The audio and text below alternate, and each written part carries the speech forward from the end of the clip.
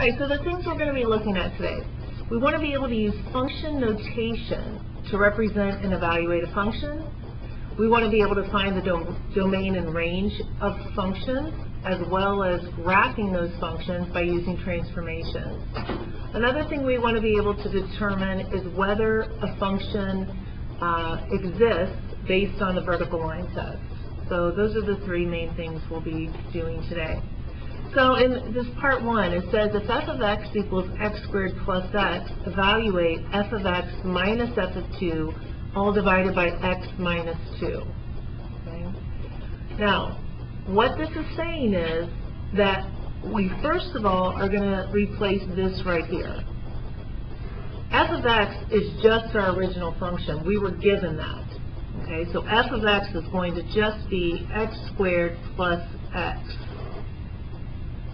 Then we have to do minus f of 2. Well, f of 2 is what I asked you to do in the warm-ups. Kara, what was f of 2? When we plugged 2 in here, what did we get? Try again. If we plug 2 into this function, we have to do 2 squared plus 2, 6. So we're going to have to do minus 6. Okay? And then this does not change. See, this is just x minus 2. It doesn't have a function notation in front of it. So this whole thing is just going to be divided by x minus 2. So that's what we would get for f of x minus f of 2 all over x minus 2. Again, we replaced f of x with just x squared plus x minus, and then we had to plug in 2 into our function to figure out what f of 2 was, and that was 6, and we got this. The bottom does not change because there's no function notation. Now we should simplify this. So we're going to factor the numerator. So it's going to be x and x. Numbers that multiply to be 6 are 3 and 2. So it's going to be x plus 3 and x minus 2. We can only simplify if we have like factors. So these two factors are alike, so we can cancel them. And so our final answer then is x plus 3. Questions on that? All right, domain and range. So the domain is always going to be the x values, which can be used for a function, and it's always going to be all real numbers. Now, we write that in interval notation, so as you did in the warm-ups, that's going to be negative infinity to infinity. Unless the function is rational, or an even radical, or a trig function. Now, if the function is rational, rational means fractional. So if I have a fraction like f of x equals 1 over x, that would be an example of a rational function. What would we say about the denominator here? Right, x cannot be 0. So we would say then that the denominator of this rational function cannot be 0. So for this case then, just for this special case here, I would say that the domain is going to be from negative infinity to 0, union 0 to infinity. Do you understand why that does not include the 0? This notation right here is saying that x cannot be 0 for our domain. The reason why is because we're going from all the values up to 0, but we used a parenthesis, so 0 is not included. All right, what about if we have an even radical? For example, we have g of x equals radical x. Lauren, do you know what's true of a radical function? If it's even, what values we're not allowed to have under there? We're allowed to take the square root of 0, actually. That would be in our domain. Negative number. So if we have an even radical, then we cannot have negatives under the radical.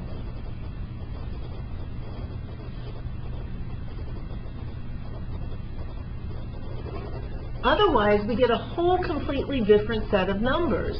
What types of numbers do we get when we have negatives under the radical? Imaginary, right? If the function is a trig function, well, most of our trig functions are continuous, like the sine curve. Remember how the sine curve looks? That's continuous. That domain's all real numbers. Can you think of those trig functions that had vertical asymptotes? What were those trig functions? Tangent is one. Tangent. What else? Cotangent, secant, and cosecant. All of those have vertical asymptotes. So if we see any of these trig functions, watch for vertical asymptotes.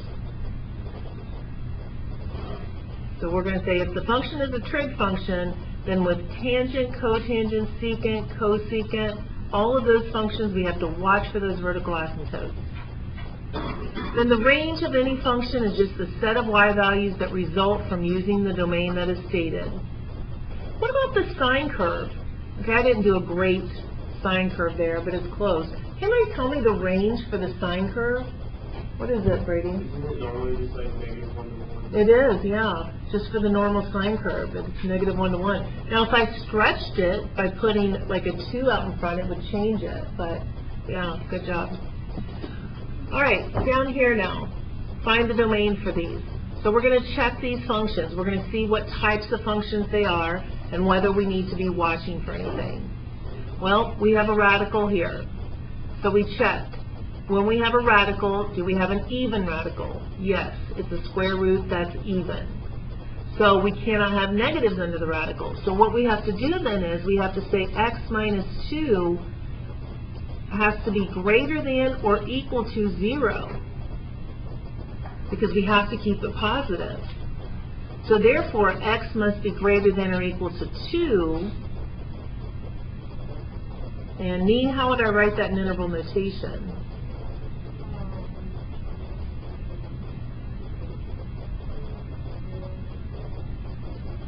No. We're saying the only x's we can use are those that are greater than or equal to 2.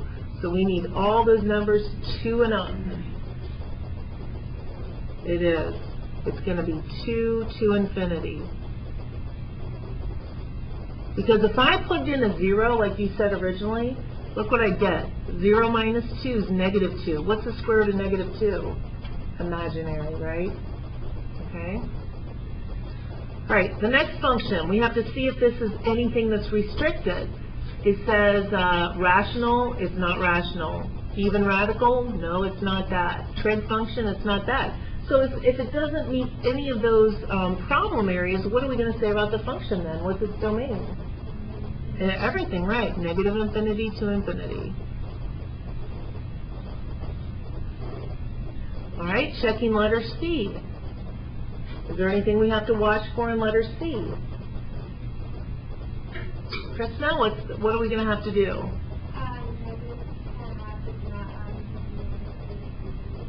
Okay, so we would have to say this denominator cannot equal 0, right?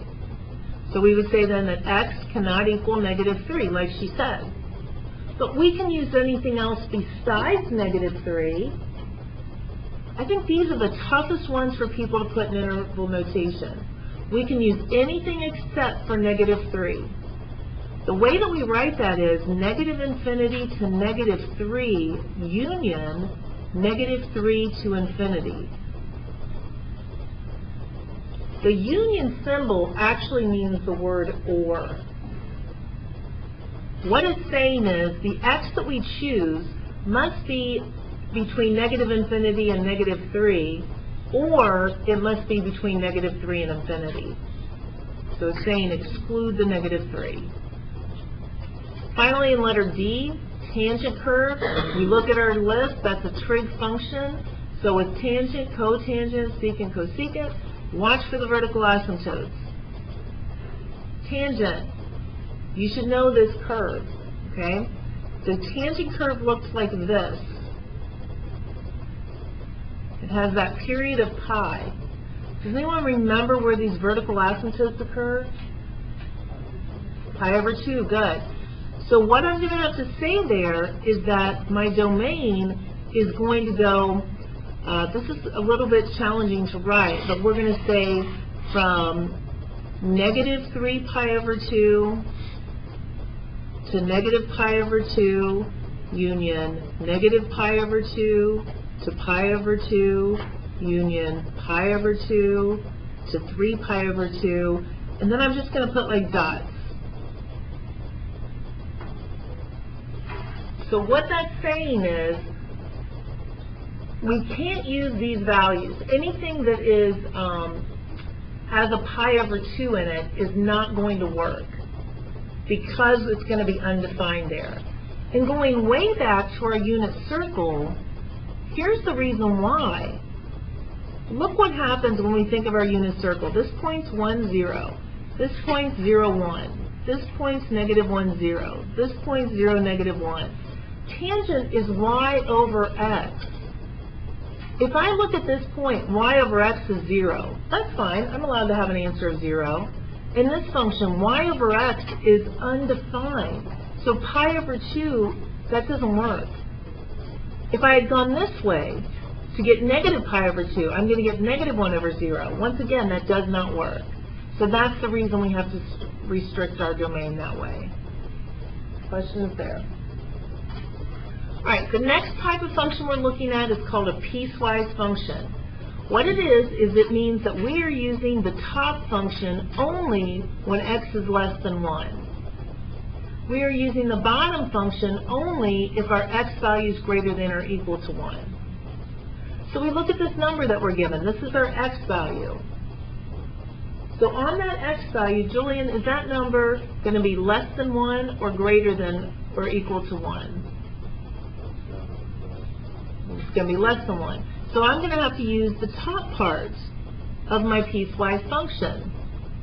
So I put negative 3 into the function, evaluate it.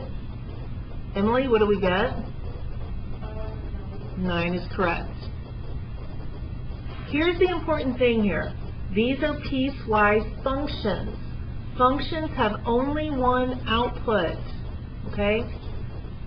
People always think that they're going to plug this negative 3 into both of these. No, you only plug it into one or the other.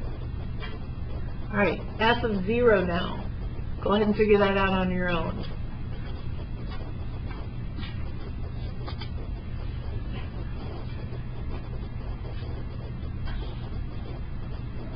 Peyton, which function did you plug it into, top or bottom? And what'd you get? 3 is correct. Good. Okay, f of 1 now. Courtney, where are we going to plug that in? To the top or bottom function? Why? Exactly. And what are we going to get? Yes. F of 3, check it out. Here's our x value. We have to see where that's going to go. It's going to go in the bottom function, and we get 7. Okay?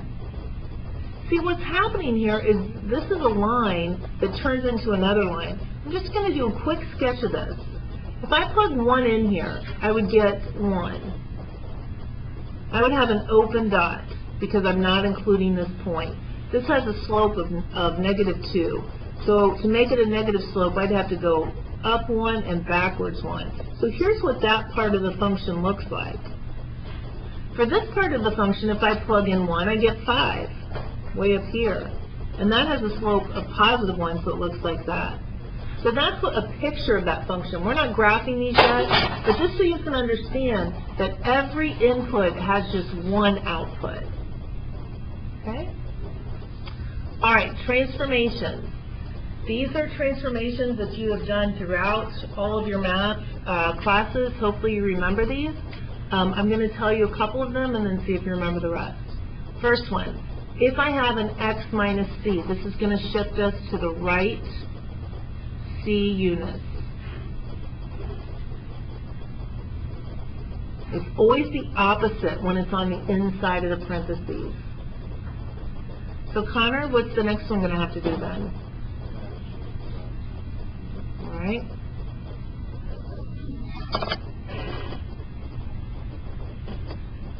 can remember the others.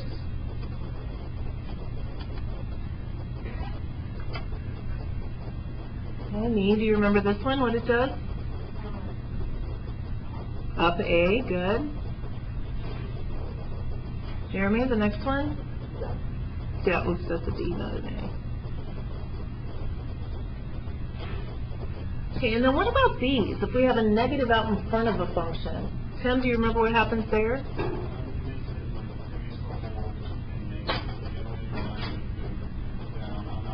Yeah, it makes it, instead of the function going up, it makes it go down. So what we call this is a reflection over the x-axis.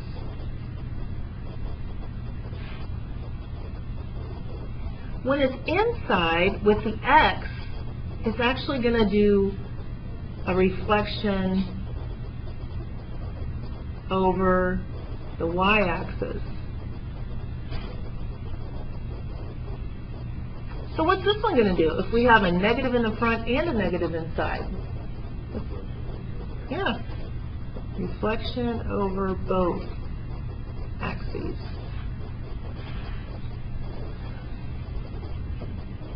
So those rules are very helpful when we want to graph some basic shapes, because it's such a time saver. We don't have to make an XY chart to graph. We can just use those rules.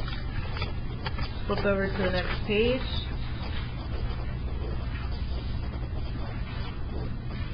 All right, so we're going to graph and state the domain and range.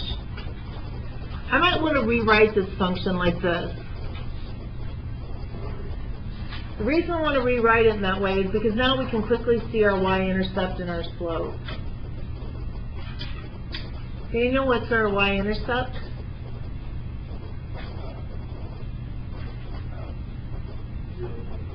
Good, 0, 2, so I'm going to go to that point. Okay, now we're going to have to use our slope. Deep, what's our slope? Good, so we're going to go down 1 over 1. Or I could also go up 1 and backwards 1. I have to be pretty careful with that. Okay, so going through those points there. And then our domain and range. Well, we just look at this function. We say, is this one of those functions that we have to watch out for? It's not, is it? It's not rational. It's not a radical. It's not a trig function. So therefore, our domain, negative infinity to infinity. Our range, negative infinity to infinity. Okay, the square root function. This is a function you need to know what it looks like. Here's what a square root function looks like. It goes out like that. So this is going to be the square root function shifted. Now, this +2 is on the inside. So is that going to shift us to the right, to the left? Tell them what they're going to do. To the left too. Good. And then it's just going to go up like that. And we don't have to be super exact. We just want a kind of rough estimate of it. Now our domain and range here is going to be different. It's definitely not negative infinity to infinity.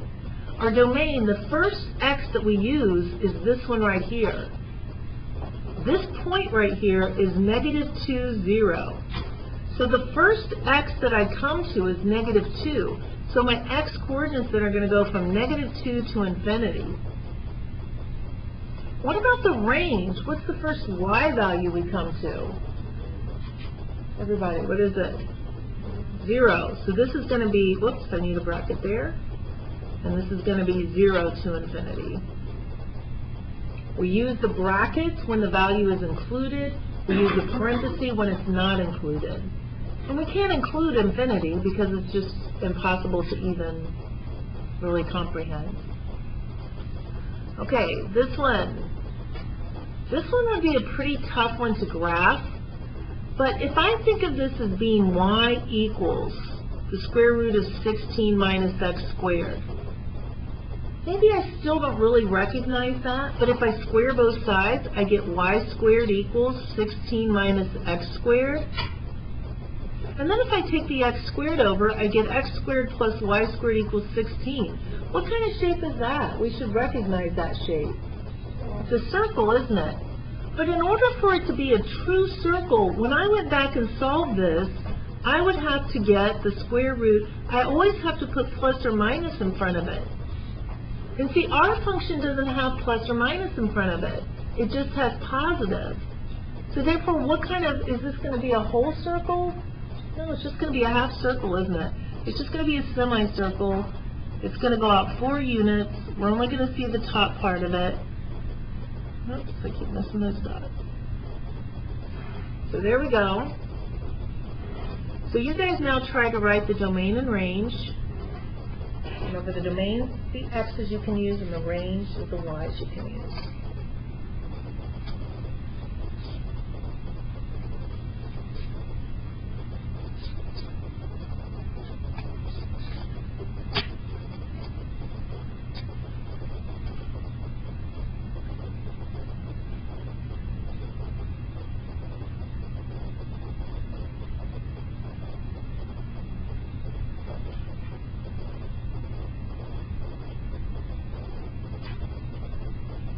Olivia, what did you put for the domain?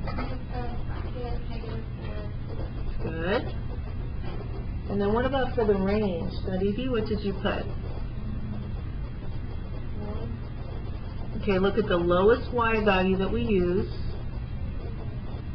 No, we didn't use -4. We've got to think of the y values. See, right here, this point that you're thinking of, that point's -4, 0. What's the y value there? 0. So this range is actually going to start at 0, and then it's going to go to the highest y value we have, which is what? Right. There you go. Okay, so there's our domain and range there. Okay, last concept here for today is the vertical line test. If any vertical line touches a graph at more than one point on a graph, then y is not a function of x. So we're going to determine whether y is a function of x. First function here. Does anybody know what that looks like? I would think you probably don't. To get it into a form that we might be able to recognize, I'm going to take over the x squared. I'm going to divide by a negative. Maybe in this form, now you do know what it looks like. You should know this function, y equals x squared. What is that, everybody? What kind of function? Parabola. What's that going to do to the parabola? Shift it down 15. Okay, so 5, 10, 15. So here's the way the parabola is going to look. I have to do the vertical line test, so I have to put a vertical line through it. If it touches more than one point, it's not a function. Is this a function? Yes. For this one, what kind of shape is it? We talked about it just a minute ago. It is a circle, or circles functions. No, they do not pass the vertical line test. Touches more than one point, so no. And then this one, who knows what this one looks like? We're going to have to use our graphing calculator. If we come across things we don't know, we have to use that. To use it, though, I'm first going to have to solve this for y. So I'm going to keep everything with a y on the same side. Anything that does not have a y, any term without a y, is going to go to the other side. This term, remember, terms are separated by pluses and minuses. Here's my first term, here's my second term, here's my third term. These two terms, the first and the last, are the only two terms that have y's in them. So I have a y here, that's why it stayed. That did not have a y in it, so it went to the other side. Does anybody know how I would now solve this for y? I want to get y by itself. Tim, what would you do? Right? And then Jacob, what would I do now? Factor the x squared. Yeah, just divide by x squared plus 6. Good. Okay, now, if I'm going to type this into my calculator to see whether or not it's a function, you have to be careful. It's x squared, so I'm going to go to my function, clear out anything I've got, my y equals for the function, and the function is x squared divided by x squared plus 6. Notice how I had to use parentheses around that denominator. Otherwise, the calculator's only going to divide x squared by x squared. It's not going to divide by the 6 as well. So now I'm going to do a zoom 6. There's the way the function looks. Does it pass the vertical line test? Yes, it does. So yes, it is a function. All right. Any questions? Okay, very good.